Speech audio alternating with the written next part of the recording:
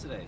Well, you know, I wanted my first visit as governor-elect to Colorado Springs a week after the election to be really meaningful, and so I chose to visit the School for the Deaf and the Blind here in Colorado Springs, which is administered and run as an entity of the state, and it serves not only the 200-plus kids who live here, but it provides support services for deaf and blind kids all over Colorado. And it's just an amazing treasure, and I was really honored to meet so many of the students and faculty and teachers here today and learn more about what we can do to improve services for deaf and blind kids all over our state. I wondered if we couldn't talk a little bit about the education plank of your platform here from the campaign. Free full-day kindergarten, free preschool.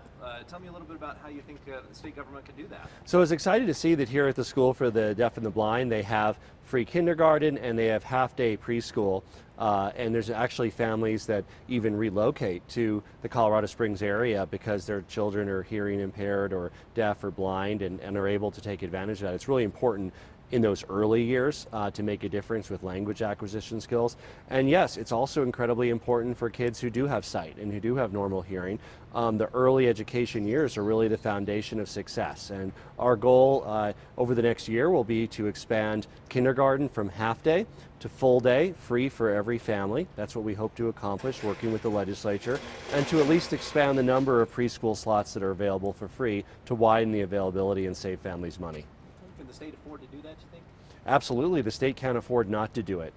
You know, states like Oklahoma have free preschool and kindergarten, and if Oklahoma can do it, we can do it here in Colorado. And in fact, what we learn is that when kids have preschool and kindergarten, it actually saves money over the following decade because there's a lower special education rate because of the effectiveness of those early interventions. There's a lower grade repetition rate, which saves the state a whole year worth of money, and it saves families money who otherwise have to pay for daycare or pay you know, $500, $600 a month for preschool or kindergarten. Some of the education measures weren't necessarily passed on the ballot this past election, so how do you plan to make up for some of that tax money that might have been lost had it passed? There were a lot of different ballot initiatives this year. Overall, I was happy that none were passed that really interfered with our ability to govern. I was very glad that the voters of the state were fiscally responsible and chose not to bond for roads without new revenue. That was 109, and that would have in effect prevented us from doing full-day kindergarten because it would have taken that money to make interest payments on debt instead. So we inherit a very strong fiscal situation in the state.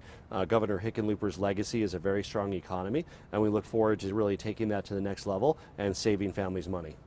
Well, students here feel way more included maybe than a public school. Kind of talk to the inclusivity here and how that's helped your campaign. Well, this is a public school. It's not run by a school district. It's under the Colorado Department of Education and run by the state. And it's available to deaf and blind kids all over Colorado.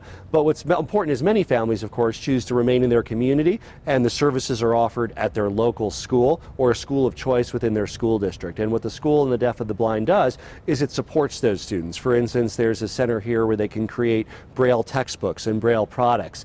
And so when there's a small district in eastern Colorado or southern Colorado that has a student that is sight impaired and needs to have textbooks delivered via Braille, this Center for the Deaf and the Blind here in Colorado Springs can support that to make sure that that child can stay in that community and still be able to learn and succeed in today's world. You got some tough questions from some of the students today. What was it like hearing that they were so aware of what was going on across our state? Well, you know, there was one young lady, a second or third grader, who asked if I was deaf myself, and I said no, but a deaf person can be governor, and a deaf person can be president, and a blind person can be governor, and a blind person can be president, and none of that should stand in the way of you achieving whatever you want to in our state. Politics a little bit. I mean, you're coming in with a unique opportunity here. Democrat party, one-party control, really, of state government. You got both houses, chambers of the legislature that are with your party. That kind of opens the opportunity to push through an agenda. But in our viewing area, 9 of the 12 counties that we broadcast to voted for your opponent. So I'm wondering if you have a message to those Republican viewers. Will they have a voice in state government? There's a lot of great Republicans and Democrats in the state legislature from Pueblo and El Paso County. Pete Lee, and of course from Pueblo, Leroy Garcia will be the president of the Senate. Many Republican local elected officials as well. So I know that El Paso and Pueblo and the rest of southern Colorado's priorities will be well represented to the next state legislature, and we look forward to really making sure we have a statewide vision for success. And as governor, I try to do my best for everybody, regardless of who they voted for. What's first on the agenda come January 9th? I would say two of the top items are to make free kindergarten available full day to every family in our state, and we want to save families money on health care, and we have a lot of ideas to do that.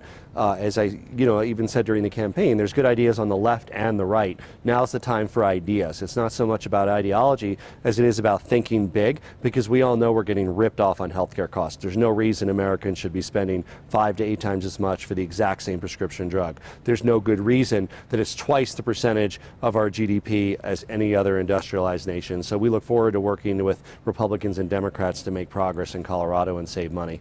People are enrolling for health care probably as we speak. So what should they know going into that process, knowing it will probably change in our state?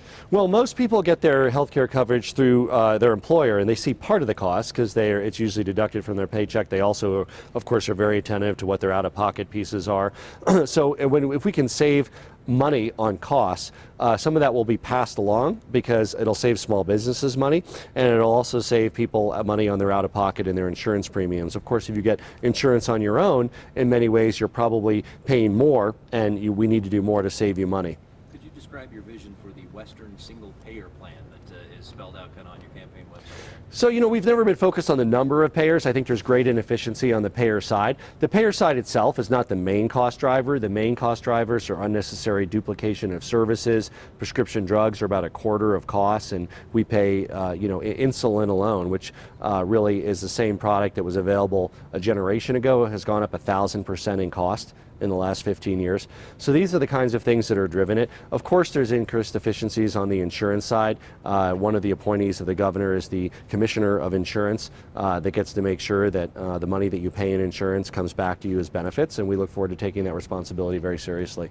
Denver is bidding to be a part of the Olympics in the next couple of years. I know previously you said that might not be the good idea. Can you elaborate on that, knowing that bid is in the process? Well, I want to highlight Colorado Springs' role in the Olympic Training Center, which I'm a huge supporter of and a big fan of, and many Olympians train in our mountain country for the Winter Olympics as well, and Summit and Eagle County. I'm skeptical of Colorado hosting the Olympics because I worry that taxpayers would be left with the bill. And so I would approach any proposals to do that with a degree of healthy skepticism to make sure that it actually benefits those of us who live here. I think the quote that I read was, it could do more harm to a community than maybe help. It's got obviously this big appeal to it, but you come from a business background. What do you see as far as that? Well, I would also add it was great to meet so many young students here at the School for the Deaf and the Blind that participate in the Special Olympics. And one young man said not only did he run track, but he also did basketball. I think he was a 3-letter athlete in the Special Olympics. So it's exciting to see everybody able to participate in sports, which is what sports and teamsmanship is all about at the end of the day. And it's fun for a participatory model. Obviously, we always highlight the achievements of the athletic elite in the form of the Olympics, the Olympic Training Center here, and competitions. And Colorado has always been proud to send a contingent of athletes, especially to the Winter Olympics, but of course to the Summer Olympics as well. I saw that you got a shout out on Saturday Night Live. There's been quite a lot of attention paid in the national media to the fact that you were an openly gay man who was the first to be elected to the governor's office of any state in Colorado. Do you feel like that carries any kind of special weight? Is that an extra burden on you, or do you see yourself as just another